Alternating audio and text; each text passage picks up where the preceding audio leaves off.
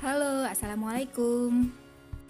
Bertemu lagi dengan saya, Meini. Kali ini saya nggak sendirian, kali ini ditemenin sama kelompok. Mari saya perkenalkan teman-teman kelompok saya. Yang pertama ada Yulia Safitri, kemudian Ruswati Ulfa, kemudian Hesti, dan Elva Hafizah. Sudah cukup perkenalannya ya, mari kita masuk ke materi. Kali ini kami akan membahas mengenai analisis isu global, yaitu korupsi. Kami membagi proses analisis isu global ini melalui 4 tahap, yaitu pra-analisis, menapis isu, analisis isu, dan rekomendasi penyelesaian isu. Pra-analisis dilakukan dengan mengidentifikasi isu-isu korupsi dengan metode pentahelix. Menapis isu dilakukan dengan pemecahan isu korupsi melalui metode USG. Kemudian analisis isu masalah dilakukan dengan menggunakan fishbone. Kemudian dilanjutkan dengan analisis SWOT dan tabel penyelesaian isu.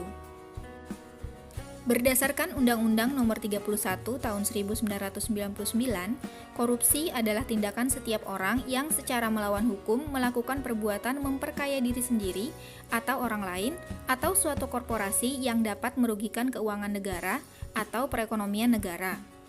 Sedangkan berdasarkan Kamus Besar Bahasa Indonesia, korupsi merupakan penyelewengan atau penyalahgunaan uang negara untuk keuntungan pribadi atau orang lain.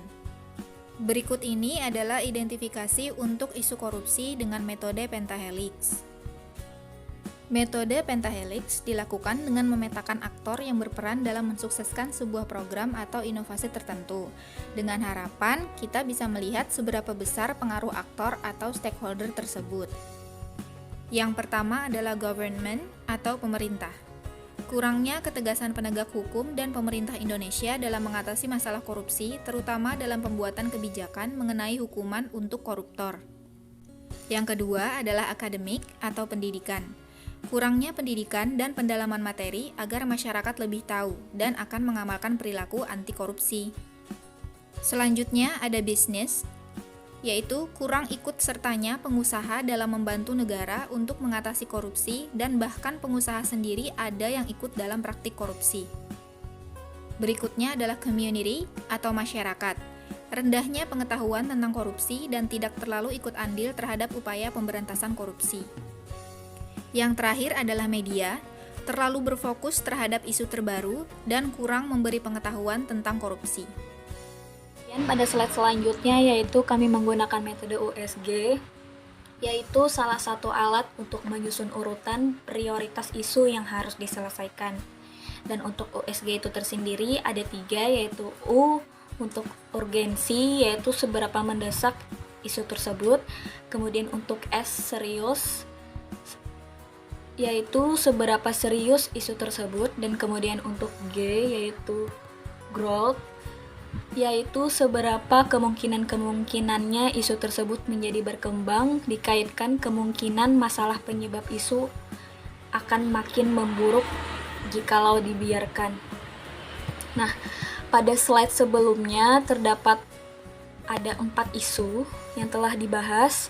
Kemudian kami menggunakan skala internal penentuan prioritas, yaitu dengan nilai angka 1 sampai dengan angka 5, yaitu angka 1 sangat tidak penting, angka 2 tidak penting, angka 3 yaitu netral, angka 4 itu penting, dan angka 5 sangat penting. Kemudian, setelah kami menelaah dan menganalisis yang memiliki nilai paling tinggi yaitu pada rendahnya pengetahuan masyarakat tentang korupsi dan kekurangan Tiffan terhadap upaya pemberantasan korupsi. Dan yang kemudian kedua memiliki nilai 12 yaitu kurangnya ketegasan penegakan hukum dan pemerintah Indonesia dalam mengatasi masalah korupsi, terutama dalam pembuatan kebijakan mengenai hukum dan koruptor. Kemudian yang memiliki nilai 10, nomor 3, yaitu kurangnya pendidikan dan pendalaman materi agar masyarakat lebih tahu dan akan mengamalkan perilaku anti korupsi. Kemudian, antara kurang ikut sertanya pengusaha dalam membantu negara untuk mengatasi korupsi, dan bahkan pengusaha sendiri ada yang ikut dalam praktek korupsi, dan isu terlalu berfokus terhadap isu terbaru dan kurang memberi pengetahuan tentang korupsi memiliki nilai yang sama, yaitu 9. Setelah kami sepakati, maka kami akan menganalisis sebuah isu, yaitu yang bernilai 13, rendahnya pengetahuan masyarakat tentang korupsi dan kekurangan Tiffan terhadap upaya pemberantasan korupsi. Kemudian slide selanjutnya akan disambung oleh teman saya. Nah, setelah kita tapis dengan menggunakan tapisan USG, kemudian kita akan mendalami tentang rendahnya pengetahuan tentang korupsi dan kurangnya partisipasi terhadap upaya pemberantasan korupsi dengan menggunakan metode Fishbone. Dari segi individu, ada beberapa, yaitu takut, adanya perasaan rasa takut akan ancaman jika melaporkan tentang tindak korupsi.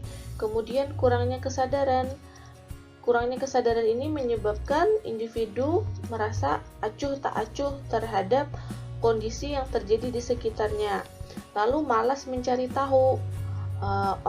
Seseorang malas mencari tahu tentang arti penting pemberantasan korupsi dan bagaimana dampak korupsi terhadap lingkungan, terhadap negara misalnya. Kemudian dari segi organisasi, tidak adanya evaluasi terhadap kualifikasi dalam organisasi. Kemudian tidak ada pelatihan tentang bahaya korupsi. Nah, dari segi kultur di masyarakat gitu, terkadang masyarakat menganggap korupsi itu hal yang dianggap lumrah. Mereka menganggap itu sudah biasa, dan kadang mereka juga tidak sadar bahwa sebenarnya apa yang mereka lakukan itu adalah sebuah tindak korupsi dan merugikan. Kemudian teladan yang buruk dari pimpinan atau tokoh masyarakat yang mencontohkan perilaku yang mengarah kepada tindak korupsi. Kemudian jual beli jabatan. Nah, yang terakhir dari segi aturan, kelemahan dalam peraturan perundang-undangan yang seringkali menguntungkan penguasa dan merugikan rakyat. Kemudian peraturan yang membungkam aspirasi masyarakat. Nah, terkadang ada masyarakat yang sebenarnya mereka ingin mengaspirasikan, menyuarakan gitu tentang kasus korupsi, tetapi karena kasus korupsi ini dilakukan oleh orang atau oleh mereka yang memiliki jabatan, mereka yang membuat aturan, lalu aspirasi masyarakat ini dibungkam. Baiklah, sekarang mari kita analisis isu ini melalui metode SWOT. Apa itu SWOT?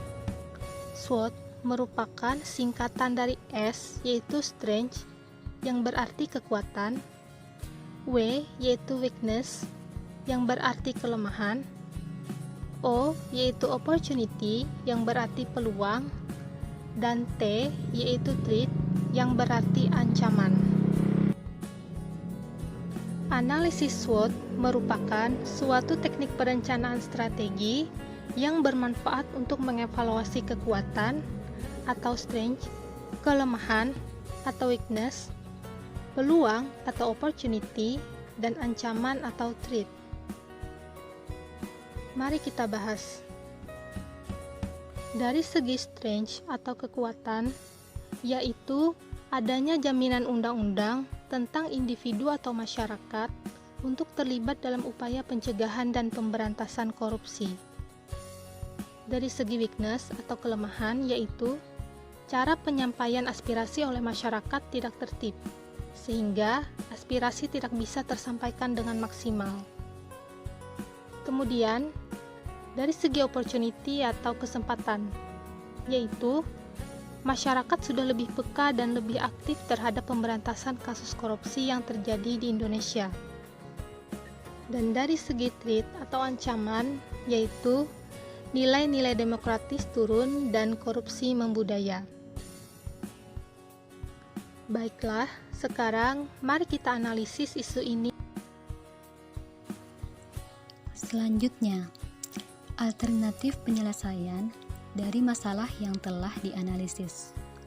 Nomor yang pertama, alternatif penyelesaian penyamaan pemahaman tentang tindak pidana korupsi, sehingga pemberantasan korupsi dapat dilakukan secara efektif dan efisien.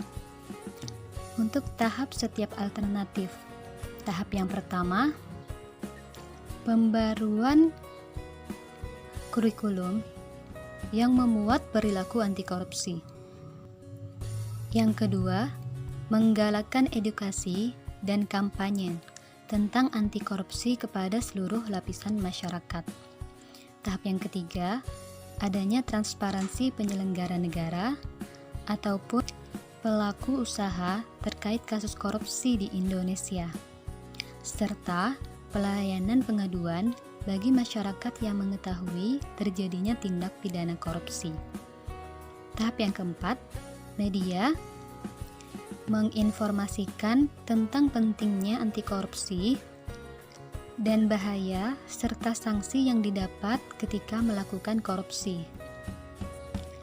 Yang kelima, masyarakat berperan aktif dalam segala aspek pemberantasan korupsi, dimulai dari pengaduan akan adanya tindakan korupsi.